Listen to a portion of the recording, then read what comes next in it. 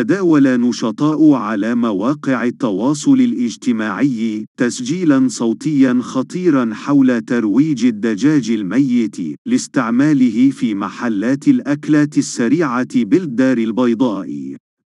التسجيل الصوتي الذي تم تداوله على نطاق واسع عبر شبكات التواصل الاجتماعي يوثق لمكالمة بين شخصين أحدهما يطلب من الآخر إمكانية مده بكمية من الدجاج الميت الذي اعتاد بيعه قصد استعماله في محلات الأكلات السريعة بالدار البيضاء.